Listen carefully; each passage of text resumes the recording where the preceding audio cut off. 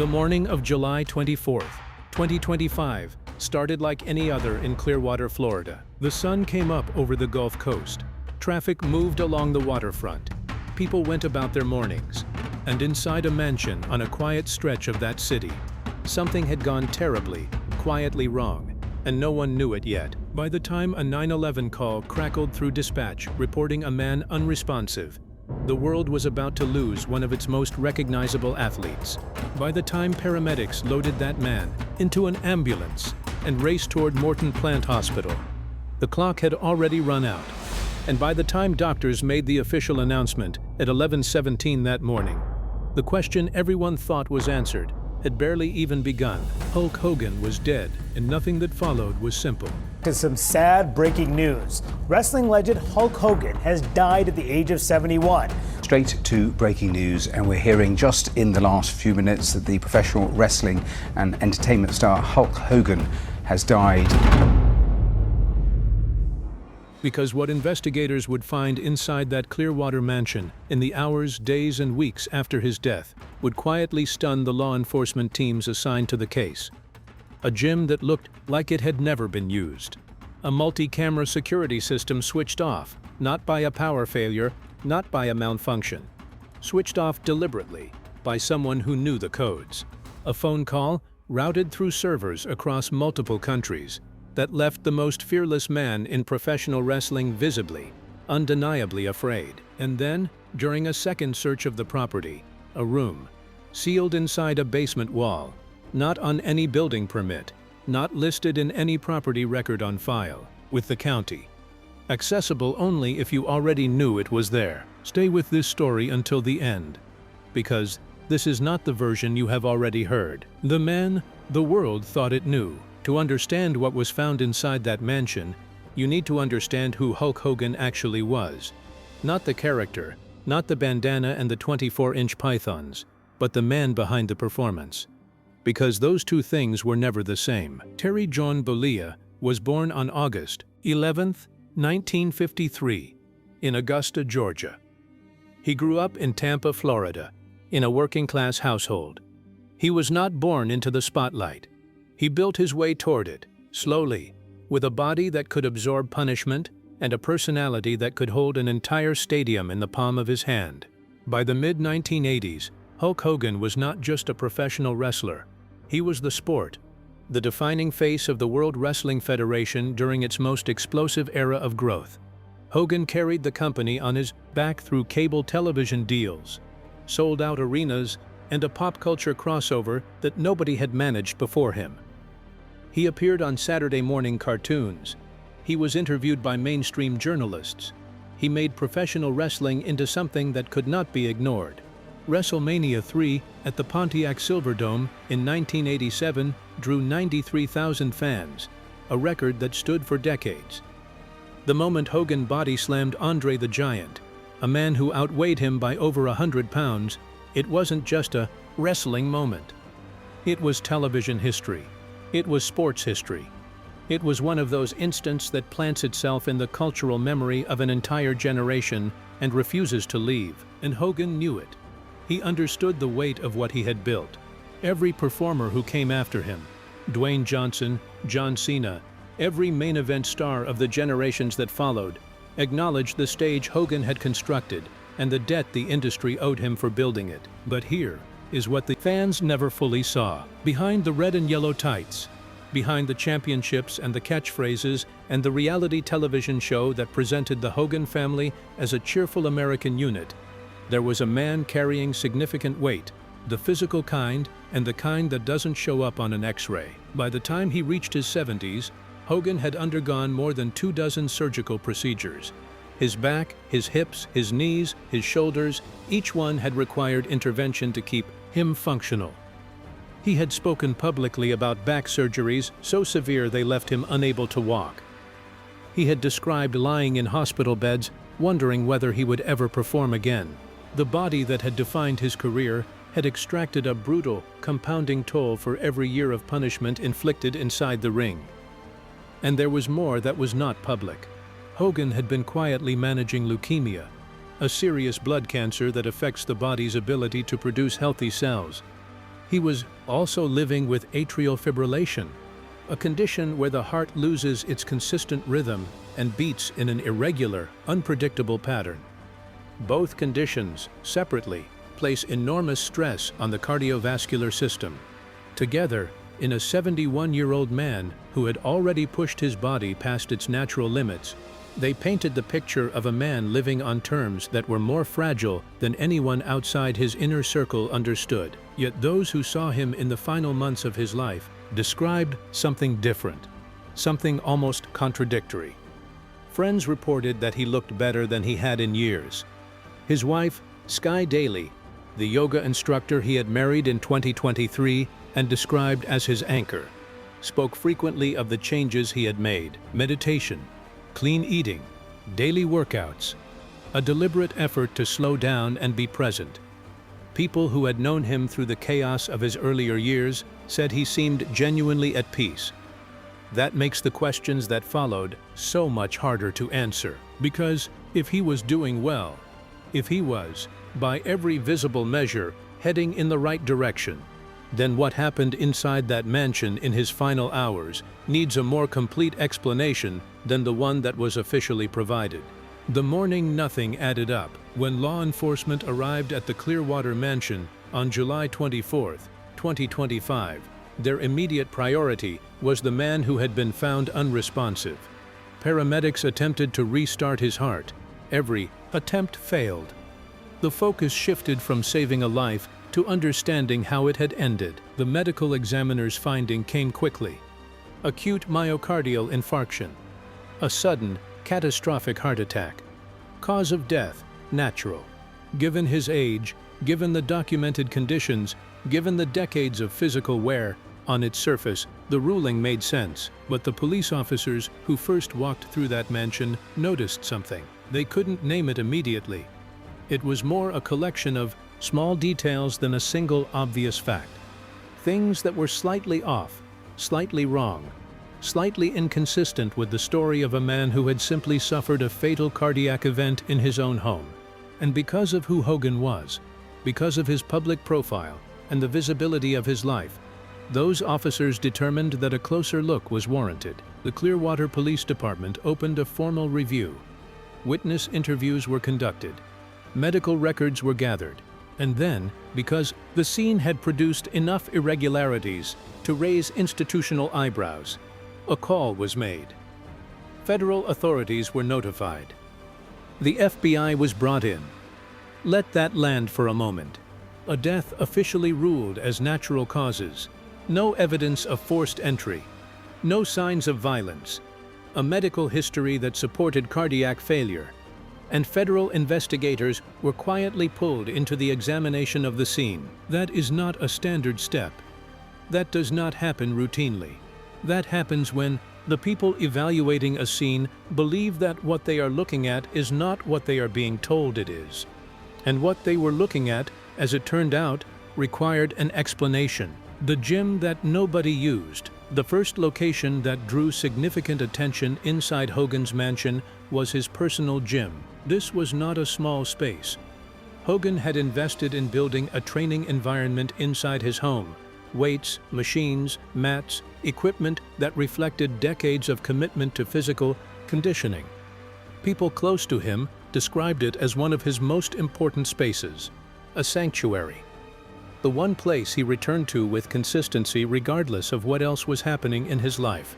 Even in his later years, even after surgeries and recoveries and adjustments to what his body could manage, he maintained a relationship with that gym that those who knew him said never wavered.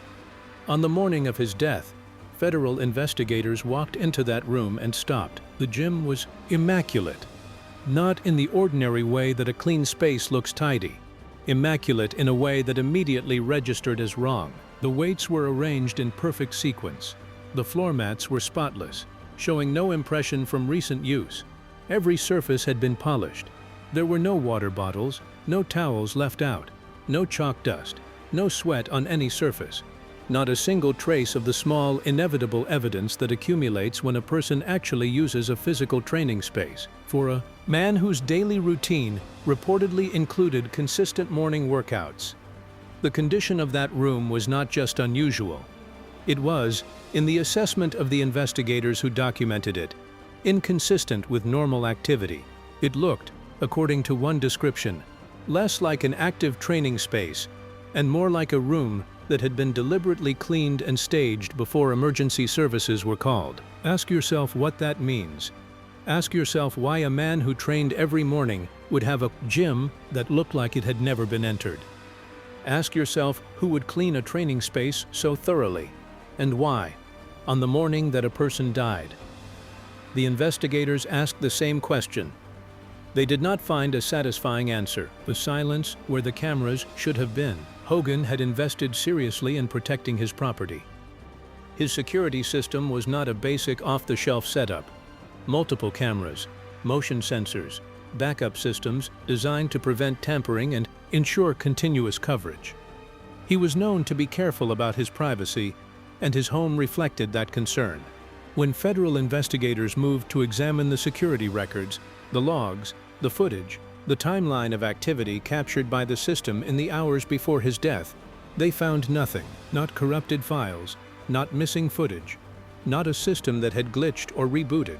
The entire security network had been manually switched off from inside the property by someone who went to the control panel, entered the access codes, and deliberately disabled every element of the system. There was no forced entry anywhere in the house, no windows or doors disturbed, no evidence that anyone had broken in to reach that control panel, which meant the only possible explanations were that Hogan himself had turned off his own security system, or someone with trusted access to his home and his codes had done it in his place. The FBI deployed cyber forensic specialists, teams experienced in digital investigation, smart home analysis, and electronic evidence reconstruction were brought in to examine every device in the house. Thermostats, lighting systems, automated features. Smart home technology retains logs, records of when cameras are switched on or off, when motion sensors are triggered, when any system parameter changes. These logs can, in the right circumstances, place people in specific rooms at specific times. What they found confirmed the manual, disabling. What they could not determine was who had done it. The data pointed to someone physically present inside the property. No external access, no remote override. Someone had been in that house, at that control panel, and had made a deliberate choice to eliminate the electronic record of what happened next. Think about what it takes to disable a multi-layer security system like the one Hogan had installed. You need to know the layout. You need to know the codes. You need to know which systems to shut down and in what order to prevent the kind of tamper alerts that trigger automatic notifications to monitoring services. This was not the act of someone fumbling in the dark. This was the act of someone who had either done it before or had been told exactly how to do it. And when investigators turned from the machines to the human side of the equation, to the people in Hogan's life, to his relationships, to the conversations he had been having in the days before he died, what they found raised the temperature of the investigation considerably. The phone call that changed everything. 3 nights before Hulk Hogan died, late in the evening, his phone rang. The call itself was brief. Hogan said very little. He listened. He ended the call. And then he sat in a silence that the people around him noticed immediately, because it was not his silence, not the calm, composed quiet of a man who had processed something and moved past it. It was the silence of a man who had received news he did not know what to do with. His wife, Sky Daly, told investigators later that she had never seen him react that way. She described his expression after the call as one of genuine fear, honest, unguarded fear, the kind that does not perform itself, the kind that surfaces before a person has time to put anything in front of it. Understand who Hulk Hogan was. This was a man who had spent decades performing in front of tens of thousands of people, a man who had navigated public scandals, career collapses, personal crises, and a period of depression severe enough that he had contemplated ending his own life. He had sat with difficult things his entire adult existence. He had learned how to keep his composure in situations that would shatter most people. The call broke through all of that. He did not explain what had been said. He went quiet and stayed that way. Sky Daly, who knew him better than anyone in those final years, said the brevity of his response told her as much as anything. He had not argued, he had not negotiated, he had said very little, which, for a man known for being expressive and vocal, suggested he had understood immediately what was being communicated and had nothing to say in return. Because there was nothing to say, investigators moved quickly to trace the call. What they found when they followed the signal was not a phone number. It was a construction. The call had been routed through multiple servers across different countries. Every time the forensic trail reached a relay point, it redirected to another. The signal had been bounced deliberately across international infrastructure in a way that made its true origin nearly untraceable. This is not how ordinary people make phone calls. This level of routing, using proxies, relay networks, and international server chains, requires both technical knowledge and deliberate intention.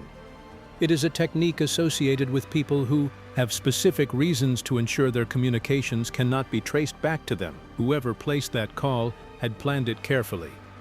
They had taken significant technical steps to ensure that no investigation could find them, and they had called a 71-year-old man who was 3 days from dying and said something that left him visibly frightened. The contents of the call remain classified. What investigators agreed on was this: the call was not accidental.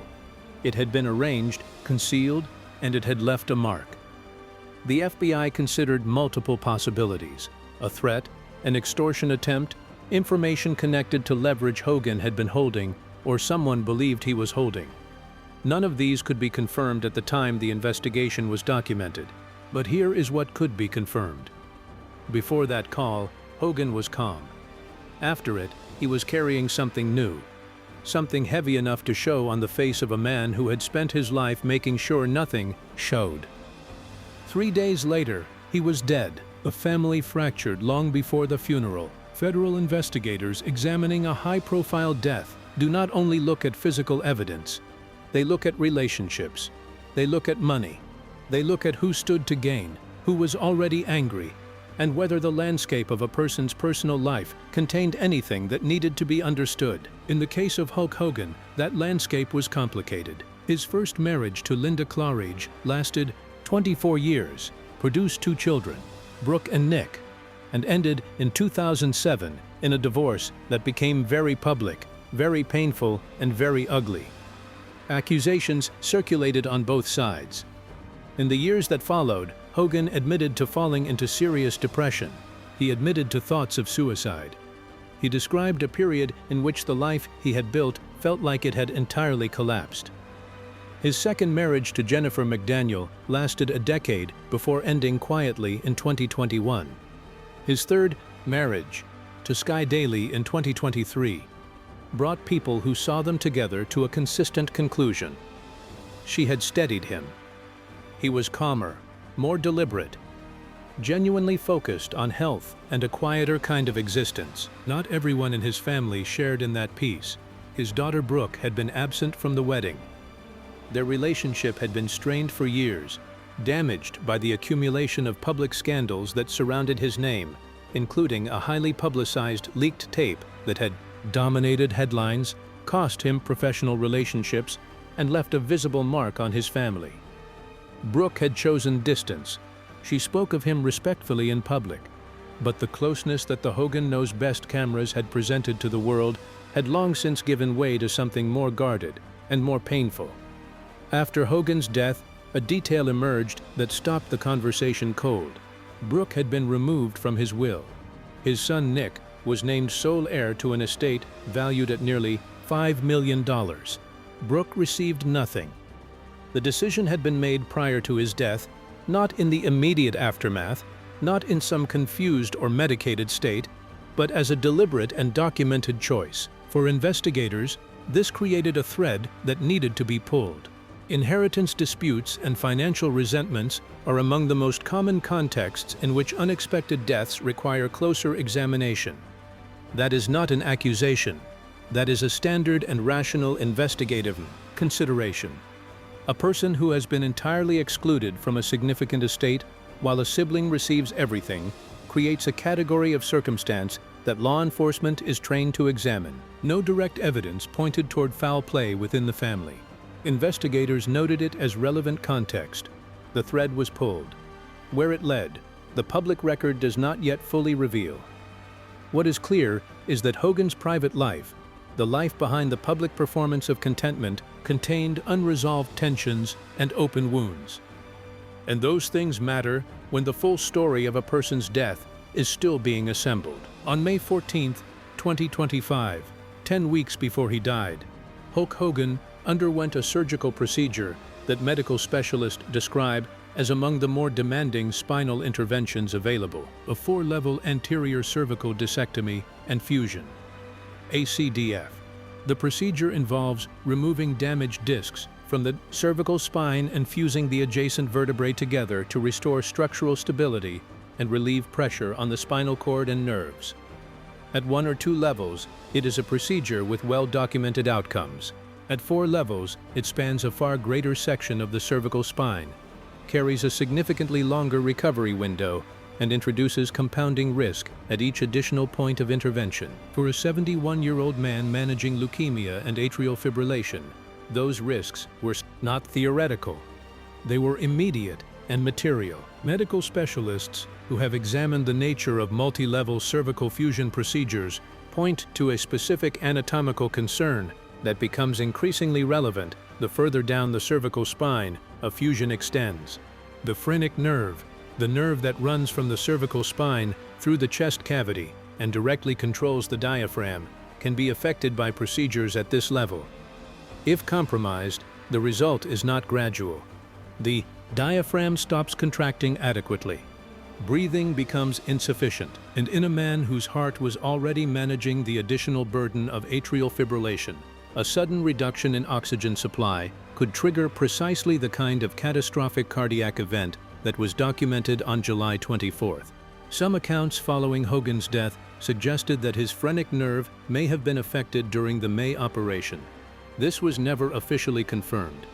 What was confirmed is that Sky Daily has since indicated plans to file a medical malpractice lawsuit, a step that reflects a specific belief that something went wrong during or after that procedure, and that the consequences contributed to his death. In the weeks immediately following the surgery, rumors had spread quickly that Hogan was in critical condition.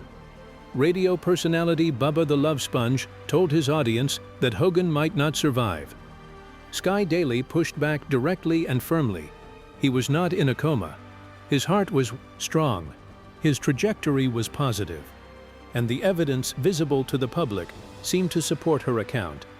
He was photographed meeting fans outside his Clearwater home. He appeared alert. He posed for pictures. He smiled. His son Nick described him as more focused on his health than he had been in years.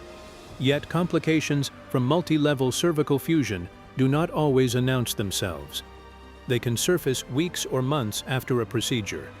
They can develop in the absence of obvious symptoms and present suddenly, without warning, in a way that provides no opportunity for intervention. When investigators reviewed the timeline, the surgery in May, the phone call in July, the death days later, the question of whether these events were connected became one the investigation could not set aside. Did the surgery leave a vulnerability that was waiting to be triggered? Did something in those final hours, stress, a sudden change in physiological state, push a compromised system past its limit? No answer has been officially confirmed, but the question has not been closed. What was behind the wall during the second forensic sweep of Hogan's mansion? Federal agents found something that fundamentally changed the direction of the investigation. They were moving through the basement, checking measurements against floor plans, tapping walls, doing the kind of methodical physical examination that forensic teams conduct when a location has already produced anomalies that demand explanation.